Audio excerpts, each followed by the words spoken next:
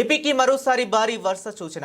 ఇప్పటికే ఏపీలో చలి తీవ్రతతో ప్రజలు ఇబ్బంది పడుతుండగా వాతావరణ శాఖ మరో కీలక హెచ్చరిక జారీ చేసింది.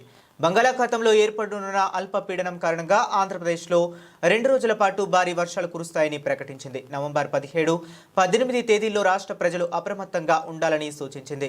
వాతావరణ శాఖ అధికారుల అంచనా ప్రకారం నవంబర్ 17న ఆగ్నేయ బంగాళాఖాతంలో కొత్త అల్పపీడనం ఏర్పడే అవకాశం ఉంది. ఇది వేగంగా బలపడి వాయుగుండంగా మారే సూచనలు ఉన్నాయని, దీని ప్రభావంతో రాష్ట్ర వ్యాప్తంగా విస్తారంగా వర్షాలు పడతాయని తెలిపారు. ముఖ్యంగా ఉత్తర ఆంధ్ర, కోస్తా జిల్లాలు, రాయలసీమలోని కొన్ని ప్రాంతాల్లో భారీ నుంచి అతి భారీ వర్షాలు నమోదయ్యే ప్రమాదం ఉందని హెచ్చరించింది. వర్షాలతో పాటు తీర ప్రాంతాల్లో గంటకు 40 నుంచి 50 కిలోమీటర్ల వేగంతో బలమైన ఈదురు గాలులు వీస్తాయని అధికారులు పేర్కొన్నారు.